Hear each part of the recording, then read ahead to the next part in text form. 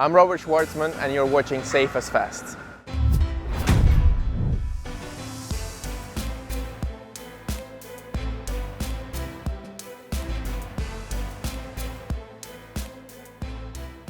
So what's the difference in terms of driving in IndyCar and F1? I think the biggest difference, obviously, the amount of downforce the Formula 1 car have. It's a bit of a different structure of the car. So the capabilities of braking really, really late, carrying some real aggressive speed into the corners because the car is just blunted to the ground. And in the car, you have to fight a lot more, so it moves around more.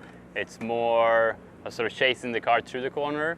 You know, in some ways it's more challenging with the IndyCar just because it moves around a lot more.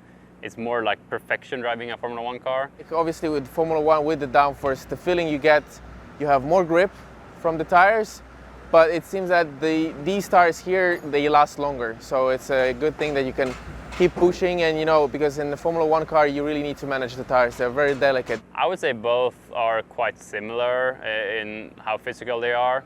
An F1 car pulls more G-force in the corners, so it's more like tough for your neck and shoulders, versus an IndyCar that doesn't have power steering. You need to fight a lot more in the corners, so your like arms and upper body strength needs to be bigger in an IndyCar because of that power steering that you don't have. I think US racing's a little more elbows out.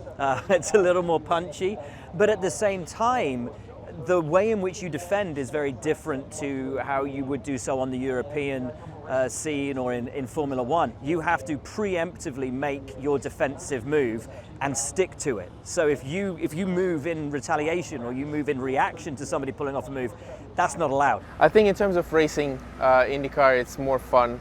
There is more movement, more ways to overtake. So you have the DRS in Formula 1, and in IndyCar we have the push-to-pass. I personally like the push-to-pass system more because you have a limited amount of push-to-pass seconds per race, so you need to be a bit clever on when to use it, how you use it, versus the DRS system, which is there every lap when you're within a second of another car. So it's, you know, helps overtaking, but it's hard when you know, defending someone that has DRS. It's very hard to defend that position. So in that case, I think the push-to-pass system is a more fair and fun system to have.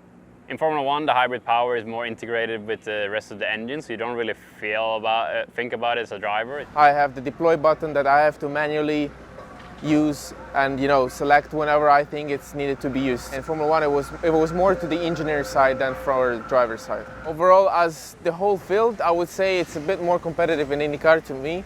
Both of them are very competitive in their own way, and it's a big challenge. I think IndyCar is more complicated, really. It's a one-spec series, so you sort of play around a lot with setups, and there's like a million different combinations on an IndyCar to set it up.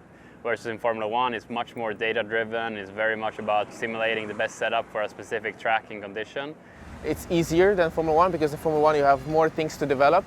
But in terms of like setting up the car, it's quite difficult because each track, each place in Indy has a different, let's say, asphalt, bumps, like turns. So it's sort of like each track, it's everything from the scratch. So that's the hardest part. And also I think the fact that we go to ovals, we go to bumpy street courses, we go to road courses, that sort of mix of tracks is very unique in the racing world, and that's something I really love about IndyCar. I think the biggest motorsport culture shock moving over to IndyCar is just how open and accessible it is, particularly for fans. From the world that I was used to for 25 years in Formula 1, you don't get paddock access or close to the cars and drivers unless you are with a team, with a sponsor, or you pay a huge amount of money. At IndyCar, pretty much every pass, or certainly for a much lower level in terms of how much you have to pay, gets you into the paddock, right in the heart of it, to see the drivers, see the cars, meet your heroes. I'm used to being in F1 where you have to kind of book in your time and get your specific couple of moments with a driver or a team to really have one-on-one time. You can't just walk up to the motorhome, open the door, walk in. Here in IndyCar, knock on the door, walk in. Hello, is Scott Dixon there? Yeah, it's right there. Cool. Walk in, have a chat, and walk straight back out again. Very, very different. So yeah, I'd love to see more people coming over from European formulas, either giving the road to Indy a try or giving IndyCar a try.